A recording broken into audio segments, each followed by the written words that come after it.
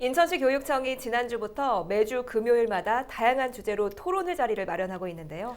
30일 교육 재정과 관련해 자유롭게 논의하는 시간이 이어졌습니다. 이번 토론회에서 나온 내용 취재기자와 함께 정리해 보도록 하겠습니다. 이정아 기자가 스튜디오에 나와 있습니다. 네, 이번 교육청 주관으로 교육 예산 토론회가 열렸다고요? 어떤 내용의 토론회였나요? 네, 그렇습니다. 말씀하신 것처럼 교육 예산과 관련한 토론회가 열렸는데요. 정식 명칭은 인천시 교육청 교육재정 자유토론회였습니다. 정말 우리 교육 일선에서 필요한 교육 방향에 대한 다양한 의견들이 제시가 됐는데요. 최근 주민 참여 예산이나 교육 정책 또 이런 부분들이 위에서 아래로 일방적으로 내려지는 게 아니라 주민들이 또 학생들이 직접 생각을 교류하고 논의하는 장이 점차 많아지고 있습니다. 오늘 자리도 그런 부분에서 의미가 있는 시간이었는데요. 먼저 오늘 토론회에 학부모 발표자 자격으로 참석한 인천교육희망 학부모회 류부영 씨의 발표 내용 먼저 들어보시죠.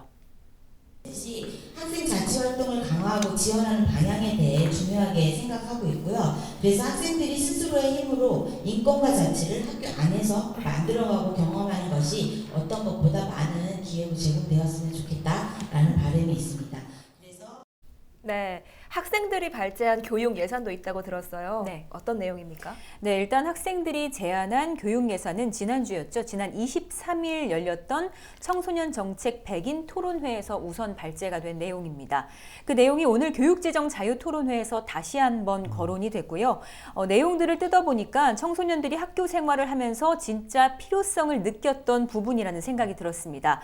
여기에는 청소년 정책 예산학교에서 상정된 23개 안건을 비롯해 중고등학생 대상으로 접수한 정책 공모 8개 안건 가운데 추렸고요. 이 가운데 60% 이상의 찬성을 받은 안건이 오늘 정식 의제로 채택이 됐습니다.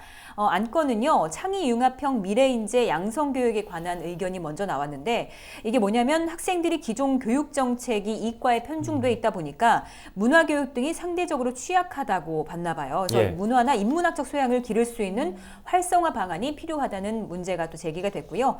자유학기제에 대해서도 제도 개선이 됐으면 좋겠다 이런 의견도 잇따랐는데 네.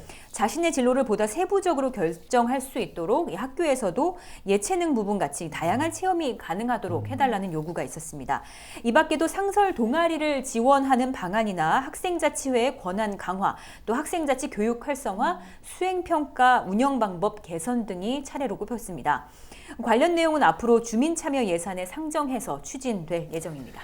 예, 정말 학생 입장에서 꼭 필요할 것 같은 정책들이 많이 나왔는데 이 밖에도 주민들이 제안한 교육 예산도 있다고요? 예, 이 부분은 주민 참여 예산과도 함께 이어지는 부분인데요. 주민이 제안한 교육 관련 예산을 좀 보면요. 2020년, 일단 내년인데 학생 체력 불균형 개선에 대한 건강 지원 사업이 있었고요. 또 삭막한 학교에서 벗어나서 학교 시설을 다소 부드럽고 유연하게 추진해보자. 이런 취지에서 학교 시설을 감성화하는 부분들도 있었습니다. 이 부분 같은 경우에 지난 2015년에 강원도 교육청에서 먼저 시행을 해서 전체 32개 교에 78억 정도가 소요된 전례가 있습니다. 또 도시에 비해서 도서 지역 학생들이 상대적으로 결핍을 느끼는 부분인데 문화예술 체험 부분에서 재능 기부를 받아서 우리 학생들의 교육 환경을 개선해보자 이런 계획들도 좀 거론이 됐고요. 이 밖에도 점차 심각해지는 학생들의 개인주의 또 성적 지향주의 분위기를 복지교육을 통해 나눔과 배려 또 공감과 소통을 우선적으로 이제 가치를 좀 깨닫게 하는 그렇게 할 수 있는 초등 복지 교육 등이 또 함께 거론이 되기도 했습니다. 내년도 교육 예산 어떤 부분이 실제로 반영돼 교육 현장에서 추진이 될 수 있을지 지켜봐야겠습니다. 네, 우리 학생들과 주민들의 의견이 내년도 교육 예산에 반영될 수 있을지 지켜보도록 하겠습니다. 이정아 기자 오늘 여기까지 듣겠습니다. 수고하셨습니다.